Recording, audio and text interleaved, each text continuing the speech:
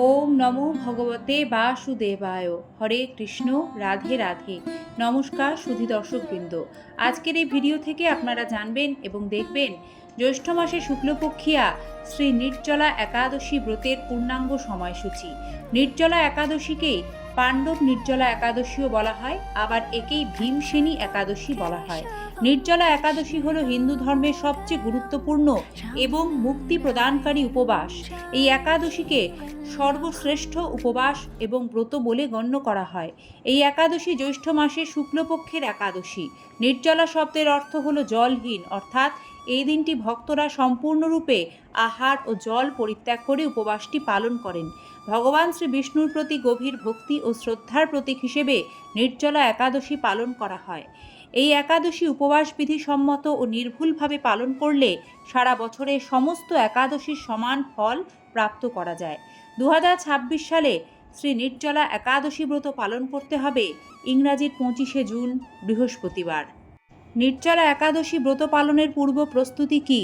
নির্জলা একাদশী পালনের আগের দিন অর্থাৎ দশমীর দিন থেকেই সংযম করতে হয়। সমর্থপক্ষে দশমীর দিন একাহার অর্থাৎ একবার আহার গ্রহণ করতে হয়। অবশ্যই যেন সাত্ত্বিক খাবার সেটি হয়। তামসিক ও রাজসিক খাবার সেই দিনও ভুল করে গ্রহণ করা যায় না। রাত 12টার মধ্যেই ভোজন সম্পন্ন করে নেওয়া উচিত। ঘুমানোর আগে শুধুমাত্র দাঁত ব্রাশ করে দাঁত ও মুখে লেগে থাকা সমস্ত অন্ন খাবার ভালো করে অবশ্যই পরিষ্কার করে নিতে হয়। এরপর আসবে একাদশীর দিনের নিয়ম। যেদিন একাদশী সেদিন ব্রহ্ম মুহূর্তে ঘুম থেকে উঠে স্নান সেরে সূর্য প্রণাম করে শুভ দিনের সূচনা করবেন। তারপর শ্রীহরির মঙ্গল আরতিতে অংশগ্রহণ করে একাদশীর সংকল্প মন্ত্র উচ্চারণ করে একাদশীর সংকল্প করবেন এবং ভগবান শ্রীকৃষ্ণের কাছে প্রার্থনা জানাতে হয় যাতে এই পূর্ণ দিবস একাদশী ব্রত সূচি সাত্ত্বিক ও শুদ্ধভাবে পালন করতে পারি। যাদের পক্ষে উপবাস কঠিন তারা গ্রহণ করতে পারেন জল, গরম দুধ, ফলমূল। তবে যাই গ্রহণ করবেন ভগবানকে ভোগ নিবেদন করে অনুকল্প প্রসাদ হিসেবে গ্রহণ করতে পারেন। একাদশীর দিন অবশ্যই বর্জনীয় ধান, গম, যব, ভুট্টা, সরিষা, ডাল, সকল প্রকার শস্যজাত খাদ্য এগুলি একাদশী দিনে গ্রহণ করতে নেই। এছাড়াও কোনো রকম নেশার বস্তু যার অন্তর্গত চা, কফি, পান, বিড়ি, সিগারেট সমস্ত কিছু একাদশীর দিন বর্জন করতে হয়। একাদশী ব্রত পালন করে ক্ষৌরকর্ম করতে নেই, অর্থাৎ নখ চুল দাড়ি একাদশীর দিন কাটা যাবে না। কোনো রকম প্রসাধনী অর্থাৎ মাথায় তেল, সাবান, শ্যাম্পু দেওয়া এইগুলি একাদশীর দিন করা যায় না। একাদশী পালন করে অবশ্যই ভগবত ভক্তের শ্রীমুখ হতে অথবা নিজেই সূচি সাত্ত্বিকভাবে একাদশীর ব্রত মাহাত্ম্য কথা পাঠ ও শ্রবণ করতে হয়। শ্রবণ করুন শ্রী নির্জলা একাদশীর ব্রত মাহাত্ম্য কথা। ওম নমো ভগবতে বাসুদেবায়। মহারাজ যুধিষ্ঠির বললেন, হে জনার্দন, এখন জ্যৈষ্ঠ শুক্লপক্ষের একাদশীর নাম ও মাহাত্ম্য কৃপাপূর্বক আমার কাছে বর্ণনা করুন। শ্রীকৃষ্ণ বললেন, এই একাদশীর কথা মহর্ষি ব্যাসদেব বর্ণনা করবেন, কেননা তিনি সর্বশাস্ত্রের অর্থ ও তত্ত্ব পূর্ণরূপে জানেন। রাজা যুধিষ্ঠির ব্যাসদেবকে বললেন, হে মহর্ষি দ্বৈপায়ন, আমি মানুষের লৌকিক ধর্ম এবং জ্ঞানকাণ্ডের বিষয়ে অনেক শ্রবণ করেছি। আপনি যথাযথভাবে ভক্তি বিষয়নী কিছু ধর্মকথা এখন আমায় বর্ণনা করুন।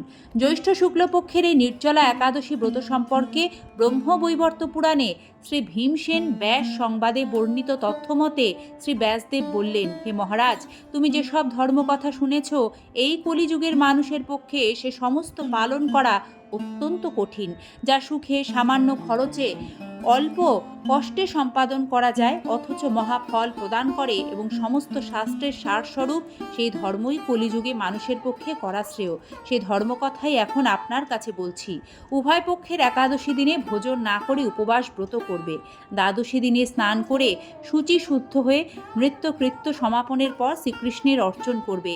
এরপর ব্রাহ্মণদেরকে প্রসাদ ভোজন করাবে। অশৌচকালেও এ ব্রত কখনো ত্যাগ করবে না। যে সকল ব্যক্তি স্বর্গে যেতে চায় তাদের সারা জীবন এই ব্রত পালন করা উচিত। পাপকর্মে রত ও ধর্মহীন ব্যক্তিরাও যদি এই একাদশী দিনে ভোজন না করে তবে তারা যম যাতনা থেকে রক্ষা পায়।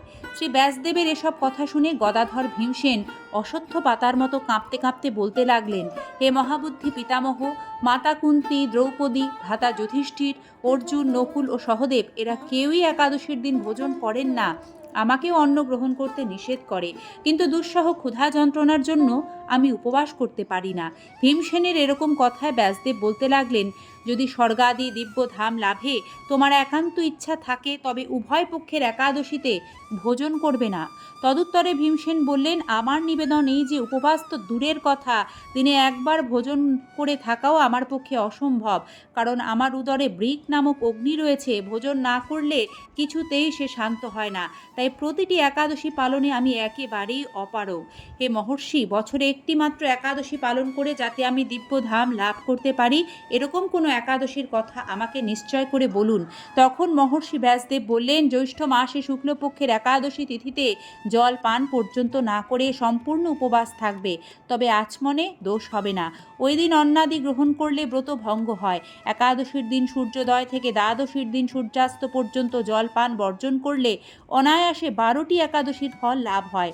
বছরের অন্যান্য একাদশী পালনে অজান্তে যদি কখনো ব্রত ভঙ্গ হয়ে যায়, তাহলে এই একটি মাত্র একাদশী পালনে সেই সব দোষ দূর হয়। দ্বাদশী দিনে ব্রহ্ম মুহূর্তে স্নানাদি কার্য সম্পাদন করে শ্রীহরির পূজা করবে। সদাচারী ব্রাহ্মণদের বস্ত্রাদি দানসহ ভোজন করিয়ে আত্মীয় স্বজন সঙ্গে নিজে ভোজন করবে।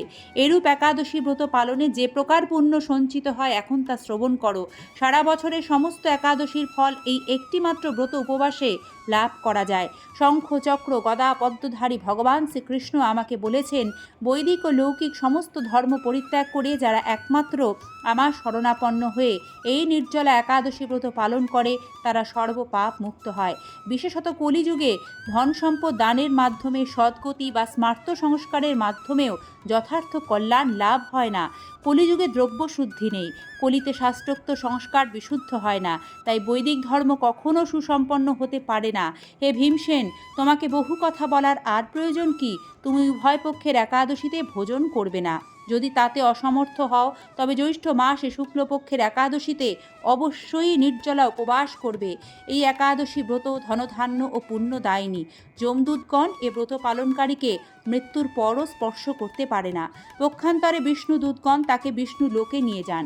শ্রী ভীমসেন ওই দিন থেকে নির্জলা একাদশী পালন করতে থাকায় এই একাদশী পাণ্ডবা নির্জলা বা ভীমসেনী একাদশী নামেও প্রসিদ্ধ হয়েছে। এই নির্জলা একাদশীতে পবিত্র তীর্থে স্নান, দান, জপ, কীর্তন ইত্যাদি যা কিছু মানুষ করে তা অক্ষয় হয়ে যায়। যে ব্যক্তি ভক্তি সহকারে এই একাদশী মাহাত্ম্য পাঠ বা শ্রবণ করেন তার স্থান হয় বৈকুণ্ঠ ধামে। এই একাদশীর পালন করতে হবে 26শে জুন ভোর 5:25 থেকে সকাল 8:13 মধ্যে। এই সময়কালে ভগবানকে পঞ্চরবি শস্য ব্যঞ্জন আদি তুলসীপত্র সহযোগে ভোগ নিবেদন করবেন। একাদশীর ফল ভগবানের শ্রীচরণে সমর্পণ করবেন। একাদশীর পালন মন্ত্র যা হলো, ওং অজ্ঞানতিমিরান্ধস্য ব্রতে নানেন কেশব প্রসীদ সুমুখনাথ জ্ঞান দৃষ্টিপ্রদ ভব। এ মন্ত্র 3 বার পাঠ করে একাদশী ব্রত পূর্ণরূপে সমাপন করবেন এবং সে ভোগ প্রসাদ নিজে গ্রহণ করবেন। হরে কৃষ্ণ কৃষ্ণ কৃষ্ণ হরে হরে, হরে রাম রাম রাম হরে হরে। জয় নির্জলা একাদশী কি জয়। জয় শ্রীকৃষ্ণ। রাধে রাধে। শ্রীকৃষ্ণ কৃপায় সকলের মঙ্গল হোক।